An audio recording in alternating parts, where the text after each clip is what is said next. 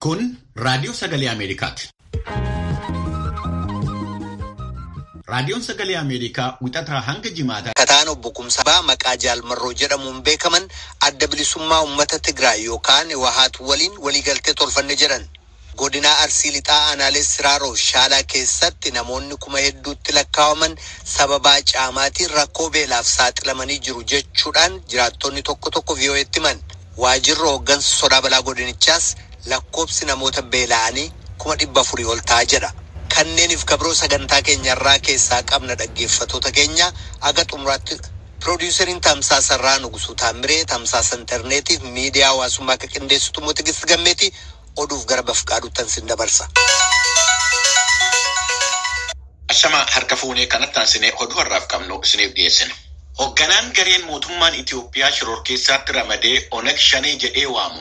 Isaan immoo waraana bilisummaa Oromoo wajjiniin taasisaniin falli amma jiru mootummaa Itoophiyaa waraanaan aangoorraa buusuudhaa jedhaniiru. Gaaffii hariiroo uumuu TPLF irraa dhiyaateen waliigalteen erga uumame torbanoota ta'uu isaa kan himani obbo Kumsaa Dirribaa hariiroo siyaasaa uumuudhaafis mariin TPLF wajjiniin taasifamu akka itti fufee ibsaniiru. Gabaasni kun bal'inaan oduu booda dhiyaata. Naannoo bulchiinsa Affaar keessatti kan argamu buufata baqattootaa Gilaakoomaa jedhamu irratti balaa qaqqabeen namoonni madaa'anii 40 ol ta'an hospitaala magaalaa Dugdii keessatti wal'aanamaa jiru. Gabaasaan raadiyoo sagalee Ameerikaa Masfin Arraagee kanaas ofsiisee hojii gaggeessaan hospitaala Dugdii Dr. Mahammad Yasuuf akka jedhanitti adoolessa 28 bara 2013 haleellaa raawwatame kanaan daa'imman, dubartoonnii fi jaarsoliin miidhamaniiru. Afaan yaa'ii mootummaa naannoo Affaar aadde Aminaa Seekoon akka dabalanii jedhanitti ijoolleewwan 107, haadholiin 89 fi maanguddoonni 44 balaa kanaan du'aniiru. Balaa kanaan wal qabatee naannoo Affaaritti har'aa jalqabee guyyoottan 3 fi labsiin gaddaa labsame. Haleellaa mooraa baqattootaa irra ga'ee kanaan lubbuu mucaa isaanii fi haadha warraa isaanii dhabuu isaanii dubbataniiru. Gandoottan Yaaloo, Keelloo fi Gaataa jedhaman irraa lola baqatanii namootaan mooraa baqattootaa Gaalikoomaa keessa qubatan 30,000 keessaa namoonni 200 balaa kanaan du'uun isaanii gabaasameera.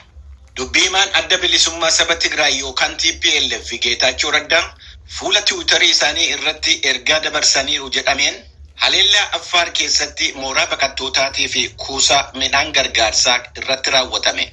Loltoota mootummaa warra baqachaa jiraniin malee dhaaba isaaniitiin akka hin taane himaniiru.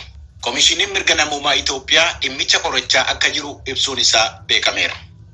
Jaarmiyaan mootummoota gamtoomanii dhimma baqattootaa irratti hojjetu UNHCR baqattoota Eertiraa mooraa Maayii Ayinii fi Addi Haruush keessa jiran argachuu isaa dubbiimtuun dhaabichaa kan naannoo gaanfa Afrikaa Faatii Kaasiinaa himaniiru. Dubbiimtuttiin akka dabalanii jedhanitti Tigraay keessatti ammayyuu